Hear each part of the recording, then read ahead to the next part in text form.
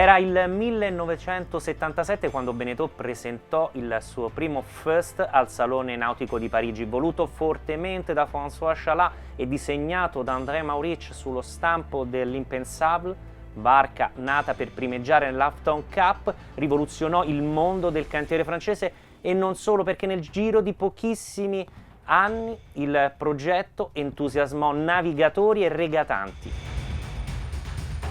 Di generazione in generazione i First hanno cambiato pelle ma mai DNA, cruiser in grado di legare attitudini corsaiole e a volte vincenti in regata a qualità richieste da una famiglia in crociera.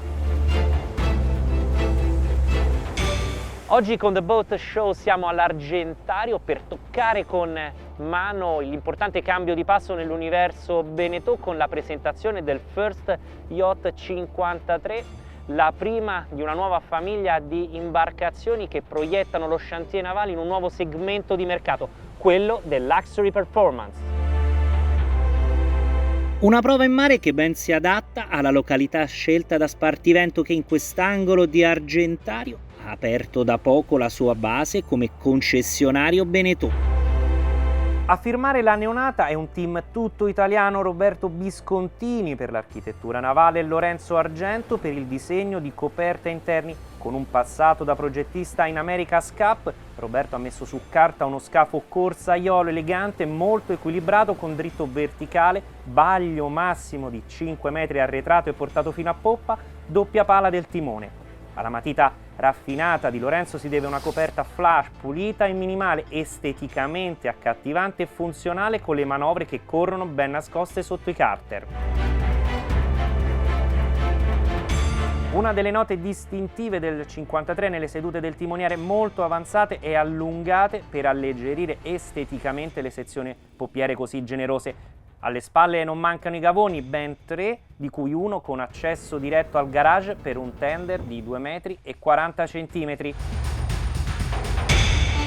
Attraverso questo comodo passaggio l'equipaggio si può muovere per tutta l'imbarcazione da poppa a prua senza dover passare per la lounge, quindi senza disturbare gli ospiti che solitamente si stanno rilassando proprio in questo generoso spazio.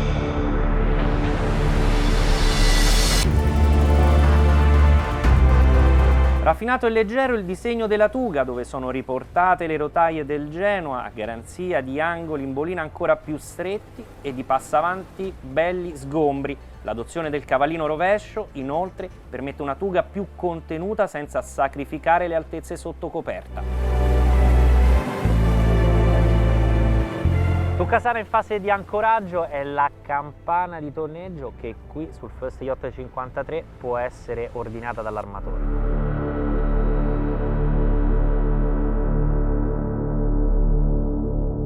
Spostandoci sotto coperta tramite una comoda discesa notiamo subito due particolari interessanti: il ritorno del lamellare su fondo di paratier laccate, il pagliolato in tech e l'assenza del tavolo da carteggio. Un'assenza già sperimentata nel mondo Beneteau da quando la navigazione si affida sempre di più alla domotica e all'elettronica. Per gli interni sono stati previsti 2 layout a 3 cabine e 2 bagni, oppure a 3 cabine, 3 bagni e alloggio per lo skipper al posto della calavele. In quest'ultima versione sono più contenuti gli spazi di cucina e cabina a poppa. A prua l'armatoriale ben rifinita con letto king size, spazi di stivaggio abbondanti, un generoso calpestio e anche un bagno dedicato. E sotto la scaletta di discesa nel tunnel riservato ai motori trova spazio uno Yanmar 110 cavalli, ma non solo, perché lo spazio è sufficiente anche per un generatore e un dissalatore da 220 litri per ora.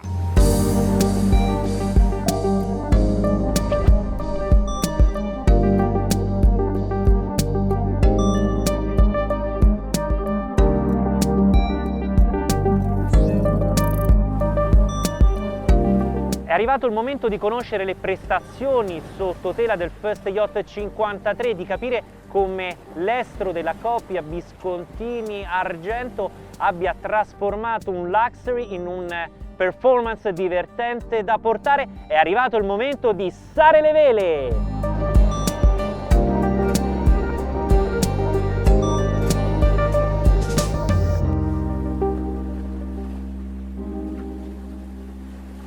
Pronti alla vira? 1, 2, 3, viro!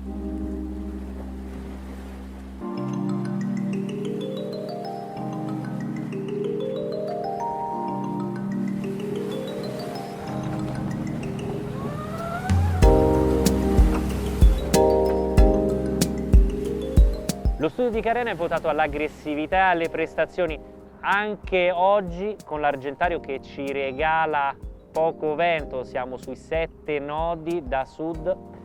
Il First Yacht 53 fa registrare velocità e angoli interessanti.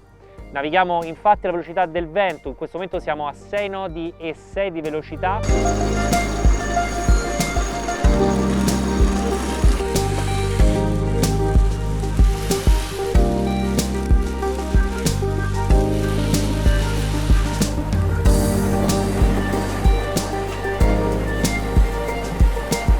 E questa è una felice interpretazione del lazy sailing, da qui il timoniere può governare questo 17 metri in totale autonomia servendosi dei 2 winch e potendo consultare in qualsiasi momento dalla console chart plotter e pulsantiera.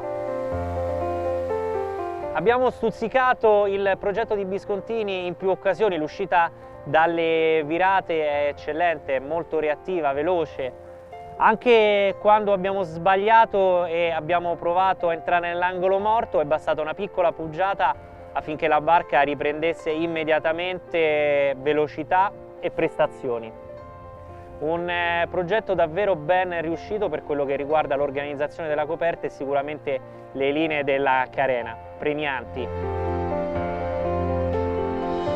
Da seduti è un po' più difficile tenere sott'occhio la strumentazione, nessun problema. Gli strumenti, quelli principali con i dati, sono tutti riportati all'albero.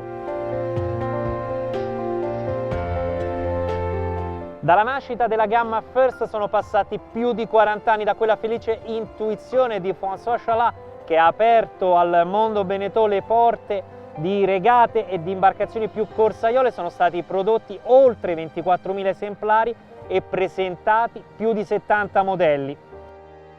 E con il lancio del First 53 il cantiere francese aggiunge un ulteriore tassello alla sua storia. Il Luxury Performance, dove regnano tecnologia, innovazione, allestimenti d'alta qualità e prestazioni sottotela come in questo momento. Insomma, i First continuano a cambiare pelle, ma non quel DNA che li ha resi popolari e amati in tutto il mondo. Buon voyage!